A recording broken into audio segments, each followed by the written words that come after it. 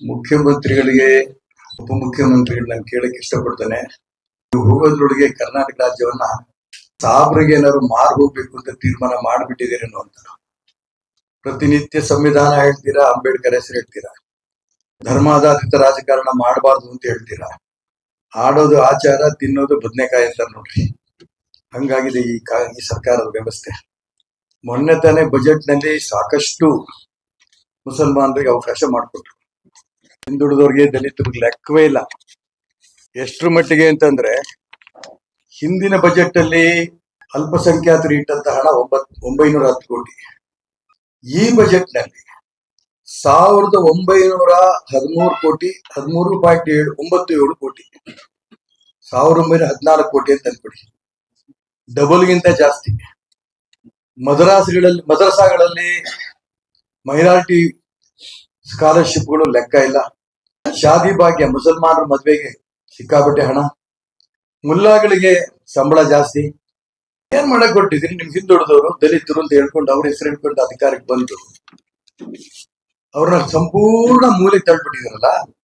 ಈಗ ವಸತಿ ಮೀಸಲಾತಿ ನಮ್ಮ ರಾಜ್ಯದ ಇತಿಹಾಸದಲ್ಲ, ದೇಶದ ಇತಿಹಾಸದಲ್ಲೇನೆ 15% ವಸತಿ ಮೀಸಲಾತಿ ಎಲ್ಲೂ ಇಲ್ಲ. ಮತ್ತೆ ಸುಳ್ಳು ಹೇಳಕ್ ಶುರು ಮಾಡಿದ್ದಾರೆ. ಕೇಂದ್ರ ಸರ್ಕಾರದಲ್ಲಿ 15% ಮೀಸಲಾತಿ ಇಟ್ಟಿದ್ದಾರೆ ಮುಸಲ್ಮಾನರಿಗೆ, ಅಲ್ಪಸಂಖ್ಯಾತರಿಗೆ. ಇವತ್ತು ಪ್ರಹ್ಲಾದ್ ಜೋಶಿ ಅವರು, ಕೇಂದ್ರದ ಸಚಿವರು ಹೇಳಿದ್ದಾರೆ, ಅದ್ಯಾವ ಆದೇಶ ಇದೆ ತೋರ್ಸ್ರಪ್ಪ, ಎಲ್ಲೂ ಕೂಡ ನಾವು ಮೀಸಲಾತಿಯನ್ನು, ಧರ್ಮಾಧಾರಿತ ಮೀಸಲಾತಿಯನ್ನು ಇಟ್ಟಿಲ್ಲ. ಯಾಕೆ ಸುಳ್ಳು ಹೇಳ್ತೀರಿ? ಇದು ತುಂಬಾ ಸ್ಪಷ್ಟವಾಗಿ ನಾನು ಹೇಳಕ್ ಇಷ್ಟಪಡ್ತೇನೆ. ಇವ್ರ ಕೊನೆಗಾಲ, ಈ ಸರ್ಕಾರಕ್ಕೆ ಖಂಡಿತ ಕೊನೆಗಾಲ. ಬಜೆಟ್ ನಲ್ಲಿ, ಜನರಲ್ ಬಜೆಟ್ ನಲ್ಲಿ ಅದರಲ್ಲೂ ಎಷ್ಟು ಬೇಕೋ ಕರೆಕ್ಟ್ ಆಗಿ ಪಾಲು ತಗೊಂಡು, ಅದಲ್ಲದೆ 15% ನೀವು ವಸತಿಗೆ ಮೀಸಲಾತಿ ಇಟ್ಕೋತಿರಲ್ಲ, ಮಾಡಕ್ ಹೊರಟಿದ್ದೀರಲ್ಲ, ಇದು ಯಾವ ನ್ಯಾಯ? ಇದು ರಾಜ್ಯದ ಜನರ ಮುಂದೆ ಇಡಿ ನೀವು. ಇಂತಿಂತ ಕಾರಣಕ್ಕೆ ಮುಸಲ್ಮಾನರಿಗೆ ನಾವು ಎಲ್ಲಾ ಆದ್ಯತೆಗಳು ಕೊಡ್ತಾ ಇದ್ದೇವೆ. ಇಲ್ಲ ಒಪ್ಕೊಂಬಿಡಿ, ಆ ಮುಸಲ್ಮಾನರು ಓಟ್ ಇಲ್ಲ ಅಂದ್ರೆ ನಾವು ಬದುಕಲ್ಲ. ಹಿಂದೂಗಳು ಓಟ್ ನಮ್ಗೆ ಸಿಗಲ್ಲ. ಹಿಂದುಳಿದವರು, ದಲಿತರು ಮುಂಚೆ ಮಾಡ್ತಿದ್ರು, ಅವರು ನಮ್ಗೆ ಕೈ ಬಿಟ್ರು. ಹಾಗಾಗಿ ಅವ್ರಿಗೆ ಗುಲಾಮರಾಗ್ಬಿಟ್ಟಿದ್ದೀವಿ. ಸಾಬ್ರಿಗೆ ನಾವು ಉಳಿಬೇಕು. ನಮ್ಮ ಉಳಗಾಲ ಉಳಿದಿರೋದ್ರೆ ಮುಸಲ್ಮಾನರಿಂದ. ಅದಕ್ಕೋಸ್ಕರ ನಾವು ಬಜೆಟ್ ಅಲ್ಲೂ ಡಬಲ್ಗಿಂತ ಜಾಸ್ತಿ ಮಾಡಿದೀವಿ. ಈಗ 15%ಗಿಂತ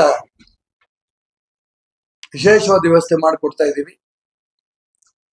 ಹಾಗಾಗಿ ನಮ್ ಹಿಂದೂಗಳು ಓಟೇ ಬೇಡ, ಹಿಂದುಳಿದವರು, ದಲಿತರು ಓಟೇ ಬೇಡ, ಮುಸಲ್ಮಾನರು ಓಟೇ ನಮ್ಗೆ ಸಾಕು ಅನ್ನಂತ ಮಾತು ನೇರವಾಗಿ ಹೇಳ್ಬಿಟ್ರೆ ನಿಮ್ಗೆ ರಗಳೆ ಇಲ್ಲ ಅನ್ನಂತ ಮಾತನ್ನು ಹೇಳ್ತಾ, ಇನ್ ಮುಂದೆ ಸಂವಿಧಾನ, ಅಂಬೇಡ್ಕರ್ ಈ ಹೆಸರುಗಳು ಹೇಳ್ಬೇಡಿ.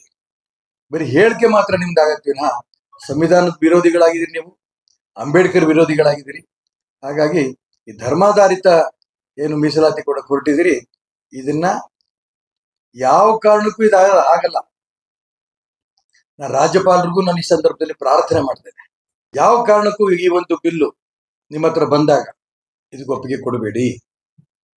ರಾಷ್ಟ್ರಭಕ್ತ ಬಳಗದಿಂದ, ಅದೇ ರೀತಿ ಬ್ರಿಗೇಡ್ ಇಂದ, ಕ್ರಾಂತಿವೀರ ಬ್ರಿಗೇಡ್ ಇಂದ ಇಡೀ ಕರ್ನಾಟಕ ರಾಜ್ಯದಲ್ಲಿ ಈ ಒಂದು ಮುಸಲ್ಮಾನರಿಗೆ ಮೀಸಲಾಗಿದ್ದ 15% ವಿರೋಧ ಮಾಡಿ ನಾವು ಸಹಿ ಸಂಗ್ರಹ ಮಾಡಿ ಜನರ ಅಭಿಪ್ರಾಯವನ್ನ ರಾಜ್ಯಪಾಲರಿಗೆ ಕಳಿಸ್ತೇವೆ.